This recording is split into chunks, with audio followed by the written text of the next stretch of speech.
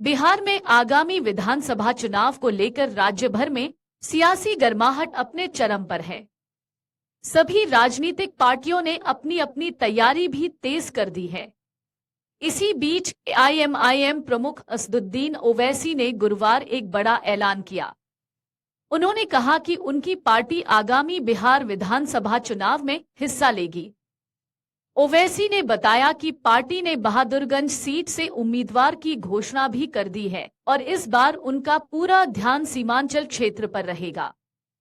अपने ऐलान में ओवैसी ने कहा कि हम बिहार चुनाव लड़ेंगे, जिसके लिए हमने बहादुरगंज से उम्मीदवार भी घोषित कर दिया है। आगे उन्होंने अपने बिहार दौरे को लेकर कहा कि मैं 3 मई को बहादुरगंज और 4 मई को एक अन्य स्थान पर जनसभा करूंगा।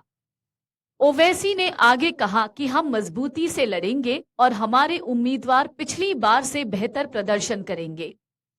सीमांचल की जनता उन्हें सबक सिखाएगी जिन्होंने हमारे विधायक छीन लिए। गौरतलब है कि 2020 के चुनाव में ओवैसी की पार्टी एआईएमआईएम ने सीमांचल की मुस्लिम बहुल 5 सीटें जीती थी, लेकिन 2022 में 4 विधायक राजद में शामिल हो गए, जिससे पार्टी के पास सिर्फ एक विधायक बचा। याद रहे कि एआईएमआईएम ने 2015 में अख्तरुल इमान के नेतृत्व में बिहार में अपनी शुरुआत की थी और 2020 में उसे सफलता भी मिली। अब पार्टी दोबारा अपना आधार मजबूत करने की कोशिश कर रही है। वहीं दूसरी ओर बिहार भाजपा के अध्यक्ष दिलीप जायसवाल ने कांग्रेस और राजद के गठबंधन को लेकर निशाना साधा। उन्होंने कहा कि बेमेल गठबंधन है और दोनों पार्टियां एक दूसरे का कद घटाना चाहती हैं। उन्होंने कहा कि राजद कभी नहीं चाहेगा कि कांग्रेस बिहार में मजबूत हो और कांग्रेस चाहती है कि वह राजद से बड़ी बने। दोनों के बीच एक तरह का छुपा छुपी का खेल चल रहा है। बिहार में आगामी विधानसभा चुनाव को लेकर राज्य भर में सियासी गर्माहट अपने चरम पर है। सभी राजनीतिक पार्टियों ने अपनी अपनी तैयारी भी तेज कर दी है। इसी बीच एआईएमआईएम प्रमुख असदुद्दीन ओवैसी ने गुरुवार एक बड़ा ऐलान किया। उन्होंने कहा कि उनकी पार्टी आगामी बिहार विधानसभा चुनाव में हिस्सा लेगी।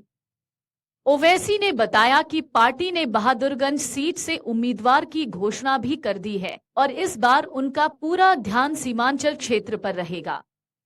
अपने ऐलान में ओवैसी ने कहा कि हम बिहार चुनाव लड़ेंगे, जिसके लिए हमने बहादुरगंज से उम्मीदवार भी घोषित कर दिया है।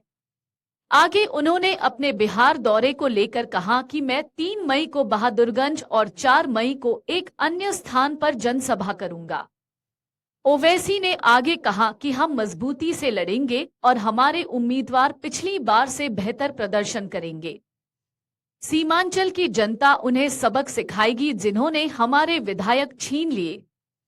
गौरतलब है कि 2020 के चुनाव में ओवैसी की पार्टी एआईएमआईएम ने सीमांचल की मुस्लिम बहुल 5 सीटें जीती थी, लेकिन 2022 में 4 विधायक राजद में शामिल हो गए, जिससे पार्टी के पास सिर्फ एक विधायक बचा। अगर आप ये वीडियो YouTube पर देख रहे हैं तो हमारे चैनल को सब्सक्राइब करें और बेल आइकन को दबाना ना भूलें। अगर आप Facebook पर ये वीडियो देख रहे हैं तो हमारे पेज को लाइक करें।